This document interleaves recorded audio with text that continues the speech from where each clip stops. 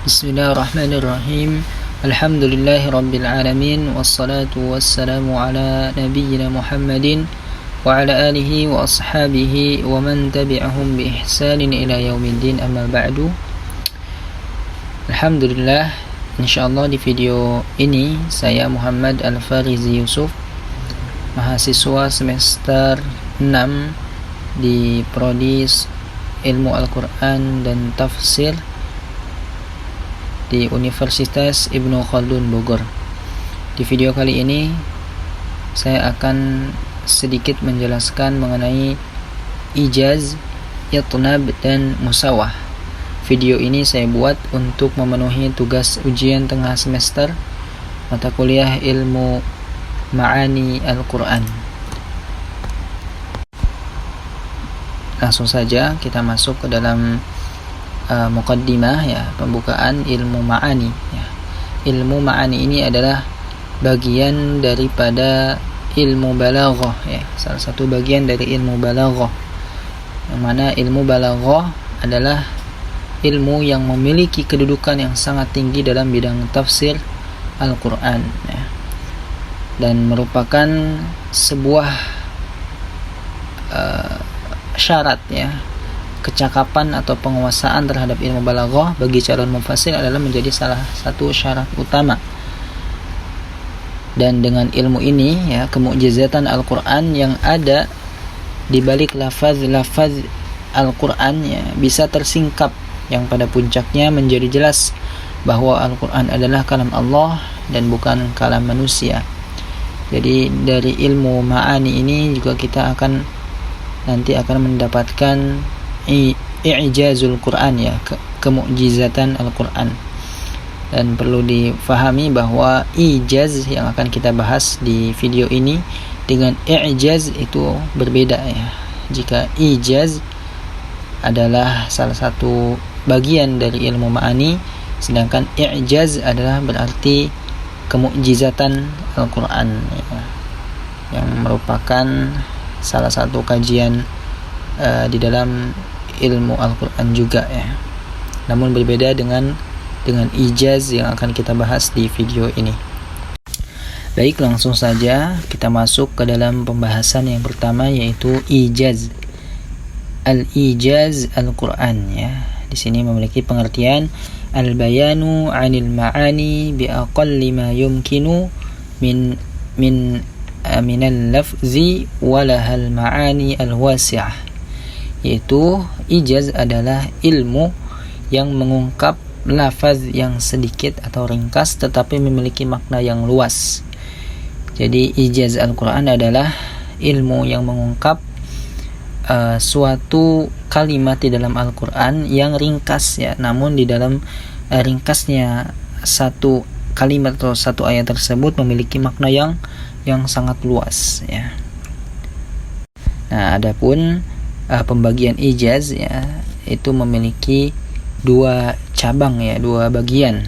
Yang pertama adalah ijaz al-qasar, kemudian yang kedua adalah ijaz al-hadf, ya. Adapun ijaz al-qasar adalah mengungkapkan kata-kata dengan susunan lafaz yang sedikit dan ringkas tetapi memiliki makna yang luas dan padat. Maknanya lebih luas dari susunan kalimat tanpa ada hadf. Nah, jika hadf ini kan adalah penghilangan sebuah huruf, ya, atau sebuah kata di dalam Al-Quran. Nah, adapun kalau ijaz al-qasar ini adalah ijaz yang di dalam suatu kalimat ayat memiliki teks yang sedikit namun maknanya luas tanpa adanya hadf atau penghapusan, ya. Nah, adapun untuk ijaz al-hadf, yaitu adalah meringkas atau kata-katanya ringkas dengan tidak menyebutkan suatu lafaz atau kalimat. Jadi dalam ijaz ada lafaz atau kalimat yang tidak disebutkan atau dihapus, ya, digugurkan, begitu. Nah, kita lihat dari contoh ijaz al-qasar, ya. Di sini pada ayat Surat Al-A'raf ayat 54, ala lahul khalqu wal amr. Artinya adalah ketahuilah milik Allah segala urusan dan penciptaan.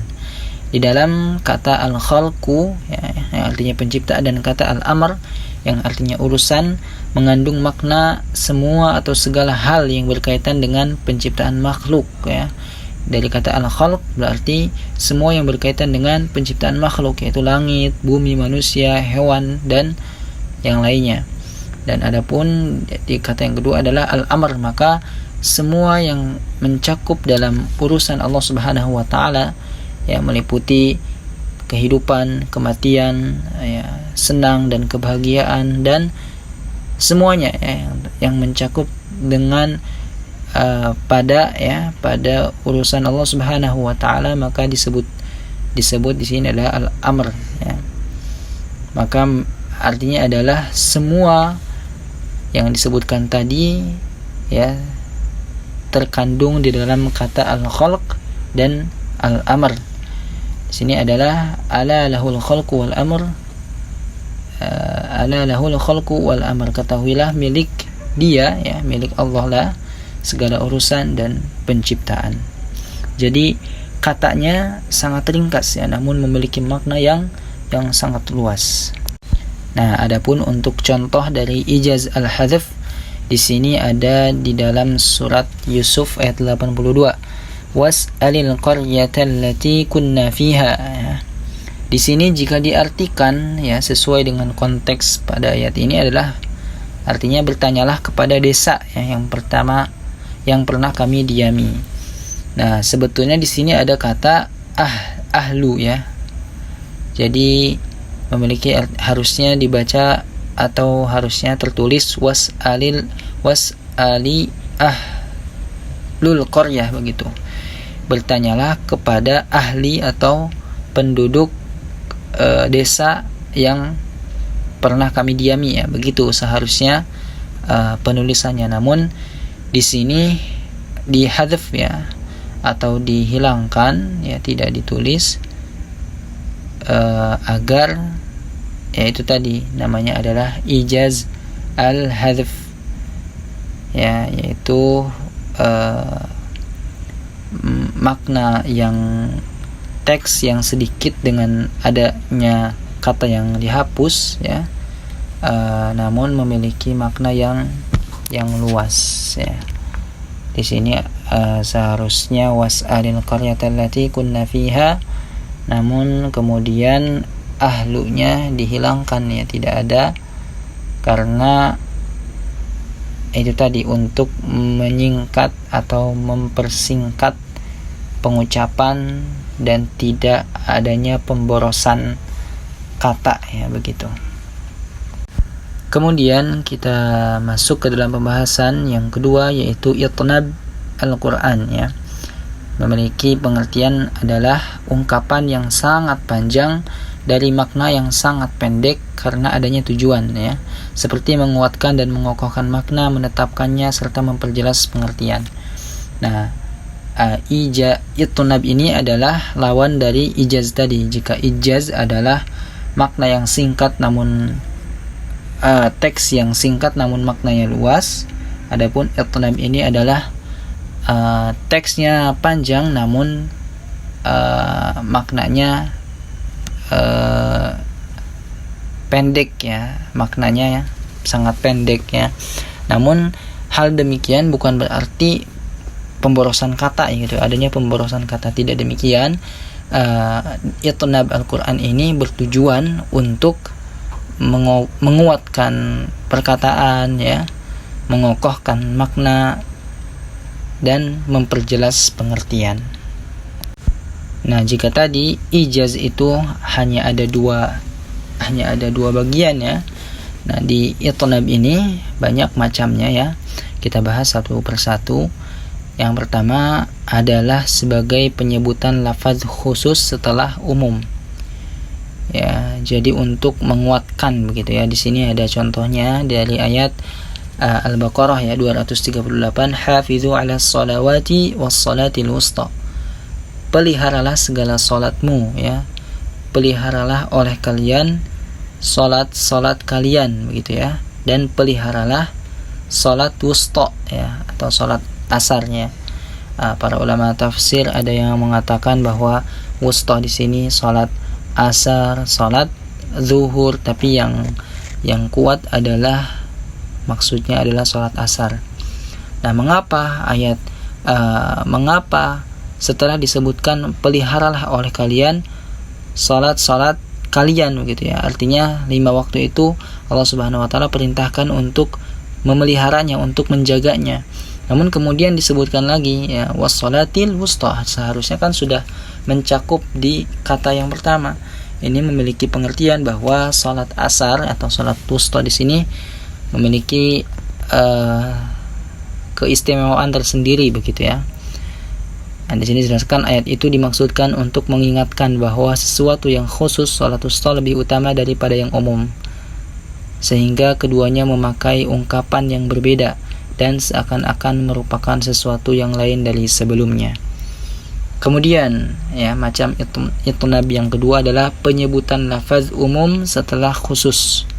Jika yang pertama adalah penyebutan lafaz khusus setelah umum, nah yang kedua ini adalah penyebutan lafaz umum setelah lafaz yang khusus ya. Di sini disebutkan Rabbighfirli wa liwalidayya wa liman dakhala baitiya mu'minan walil mu'minin wal mu'minat.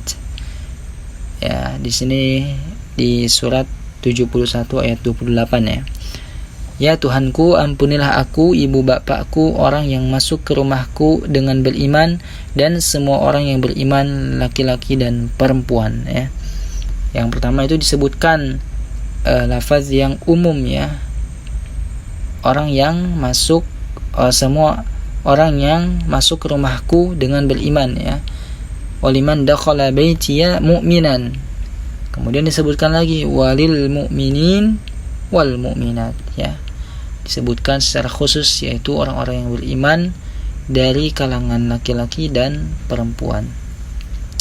Tujuannya adalah agar dapat mencakup seluruh isi ya, afradnya, dan menganggap penting pada lafaz yang khusus karena disebut 2 kali dalam bentuk umum setelah sebelumnya dalam bentuk khusus. Begitu. Kemudian macam yang ketiga adalah penjelasan setelah adanya kesamaran ya. Di sini dicontoh Quran surah 61 ayat 10 sampai dengan ayat 11. Ya ayyuhalladzina amanu hal adullukum ala tijaratin tunjikum min adzabin alim tu'minuna billahi wa rasulihi wa tujahiduna fi sabilillahi bi amwalikum wa anfusikum. Hai orang-orang yang beriman, sukakah kamu aku tunjukkan suatu perniagaan yang dapat menyelamatkan kamu dari azab yang pedih, yaitu kamu beriman kepada Allah dan Rasulnya dan berjihad di jalan Allah dengan harta dan jiwamu. Di sini bertujuan untuk memantapkan berita pada hati pendengarnya, karena telah disebutkan 2 kali, pertama dengan bentuk yang samar dan global, kedua dengan bentuk yang jelas dan terinci. Yang pertama itu Allah Subhanahu wa taala memberikan tawarannya, hal adullukum ala tijaratin tunjikum min adzabin alim. Maukah aku perlihatkan kepada kalian ya, aku tunjukkan kepada kalian perdagangan ya yang dapat menyelamatkan kamu dari azab yang pedih ya. Kemudian dijelaskan ya, awal di ayat ini sebelumnya kurang jelas ya apa perniagaan yang dimaksud, yaitu kemudian dijelaskan Allah tu'minuna billahi wa rasulih wa tujahiduna fi sabilillah bi amwalikum wa anfusikum, yaitu yang pertama beriman kepada Allah, berjihad di jalan Allah dengan harta dan jiwa. Kemudian macam itnab yang keempat adalah takrir atau pengulangan, yaitu tujuannya adalah yang pertama memantapkan hati pendengar agar timbul rasa takut ya. Di sini disebutkan di dalam surat ke-102 ayat 3 sampai dengan ayat ke-4. Kalla sawfa ta'lamun thumma kalla sawfa ta'lamun ya. Janganlah begitu kalau kamu akan mengetahui akibat perbuatan itu, dan janganlah begitu kalau kamu akan mengetahui. Di sini diulangi ya. Diulangi katanya kalla sawfa ta'lamun, summa kalla sawfa ta'lamun. Agar apa? Memantapkan hati pendengar agar timbul rasa takut, begitu ya. Kemudian macam itnab dari takrir ini adalah bertujuan untuk menjaga agar tidak putus ya, karena ada pemisah yang panjang. Di sini di dalam surat Yusuf ya disebutkan contohnya, ya abati inni ra'aitu ahada asyara kawkaba wasyamsa wal qamar ra'aituhum li sajidin ya. Wahai ayahku, sesungguhnya aku bermimpi melihat 11 buah bintang, matahari dan bulan. Kulihat semuanya sujud kepadaku. Di sini kan diulangi ya kata ra'aita ya. Ra'aitunya di sini diulangi 2 kali ya, yaitu agar tidak terputus karena ada pemisah yang panjang setelah dipisahkan oleh kata ahda asyara kaukaba wa syamsa wal qamar. Kemudian diulangi lagi ra'aituhum li sajidin. Di sini diulangi katanya ya, itnabnya itu teks yang panjang namun memiliki makna yang pendek, yaitu untuk menjaga agar tidak terputus ya setelah adanya pemisah yang panjang. Nah, kemudian contoh yang lain ya, dari takrir, yaitu bertujuan untuk menunjukkan cara yang sama. Maksudnya apa? Di sini diberikan contoh dalam Quran surah yang ke-75 ayat 34 sampai 35, aula laka fa'aula thumma aula laka fa'aula. Nah, di sini artinya adalah kecelakaan bagimu wahai orang kafir, kecelakaan bagimu, kemudian kecelakaan bagimu wahai orang kafir, dan kecelakaan bagimu. Disebutkan 4 kali secara berturut-turut ya. Maksudnya apa? Ya, maksudnya adalah ayat ini memberikan pengertian bahwa kutukan Allah terhadap orang kafir itu sebanyak 4 kali ya, dan dengan cara yang sama ya, yaitu ketika akan mati di dalam kubur ya, ketika sakaratul maut mereka mendapatkan kecelakaan ya dari Allah Subhanahu wa taala. Kemudian di dalam kubur mereka juga mendapatkan kutukan ya atau kecelakaan. Kemudian di hari kebangkitan dan di dalam neraka jahanam ya. 4 kutukan itu berulang bagi orang-orang yang kafir. Nah, di sini menunjukkan bahwa ayat ini memiliki itnab ya, yaitu katanya luas ya, namun maknanya pendek ya, untuk menunjukkan cara yang untuk menunjukkan ya kata atau cara yang sama.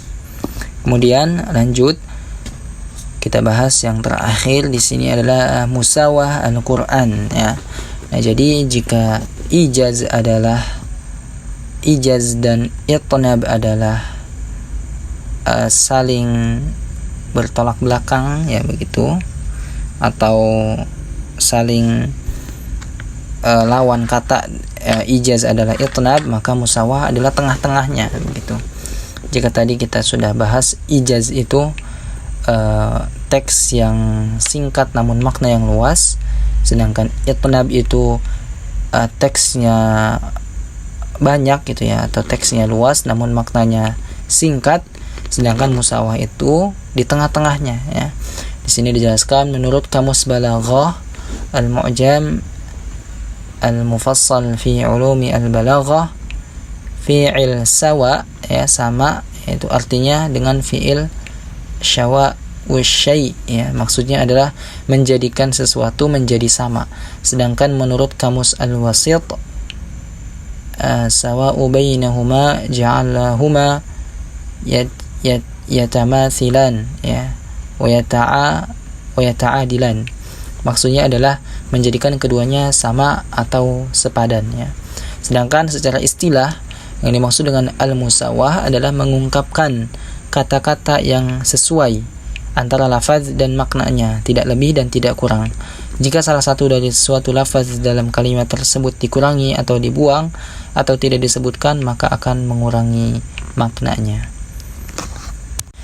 Nah, jika dilihat dari pengertian menurut para ahli, di sini disebutkan oleh Syekh Abdurrahman bin Muhammad Al-Akhdari, beliau mengatakan bahwa al-musawah yaitu mendatangkan makna dengan ucapan yang sekedarnya, ya, tidak bertele-tele dan singkat. Tidak bertele-tele juga tidak singkat, begitu ya. Ialah al-musawah. Seperti contoh sirrun bidzikrihi, berjalan siru bidzikrihi, berjalanlah kamu seraya ingat kepada Allah.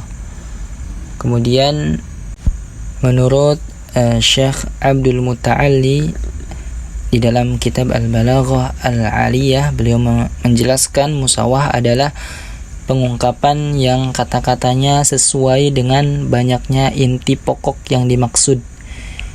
Ya, jadi pengungkapan dari ayat Al-Quran itu sesuai dengan banyaknya inti pokok yang dimaksud, ya, dengan tanpa adanya pengurangan, dengan pembuangan atau penambahan dengan cara pengulangan, ya, penyempurnaan secara tuntas atau dengan cara perluasan ungkapan. Jadi pada intinya adalah musawah ini adalah tengah-tengahnya dari ijaz dan itnab tadi, ya. Nah, di sini kita lihat contoh dari al-musawah pada surat Fatir ayat 43, wala yahiqul makrus sayyi illa bi ahli. Rencana yang jahat itu tidak akan menimpa selain orang yang merencanakannya sendiri. Kemudian dalam surat Ar-Rum ayat 44, man kafara fa alaihi kufruh. Barang siapa yang kafir, maka dia sendirilah yang menanggung akibat kekafirannya itu. Di sini tidak ada ijaz, ya, atau katanya singkat namun maknanya luas, juga tidak ada itnab atau katanya luas namun maknanya singkat, ya. Jadi pas begitu, ya, antara teks dengan maknanya itu sama-sama sepadan, ya. Kemudian contoh yang lain, kalau kita lihat di dalam hadis Nabi SAW, beliau pernah bersabda, al-halalu bayyin wal haramu bayyin wa bainahuma mushtabihat, ya.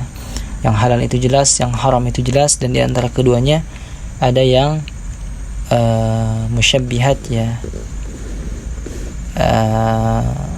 Semua contoh yang sudah kita bahas ini, ya, di dalam al-musawah ini adalah al-musawah, yaitu persamaan susunan makna dengan kalimat.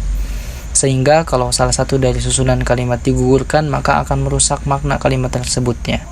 Bila kita perhatikan contoh ini dan contoh-contoh al-musawah yang tadi sudah kita lihat, ya, kita dapatkan bahwa kata-katanya disusun sesuai dengan makna yang dikehendaki.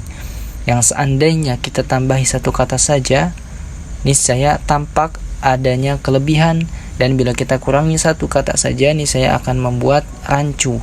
Jadi banyaknya kata-kata yang tersusun pada contoh-contoh yang sudah kita bahas tadi itu sama dengan luas maknanya. Oleh karena itu pengungkapan kalimat yang demikian disebut sebagai al-musawah, ya. Wallahu a'lam bissawab, ya. Jazakumullahu khairan. Demikian yang dapat saya sampaikan, ya, kurang lebihnya mohon maaf yang sebesar-besarnya. Subhanakallahumma wa bihamdika asyhadu an la ilaha illa anta astaghfiruka wa atubu ilaik.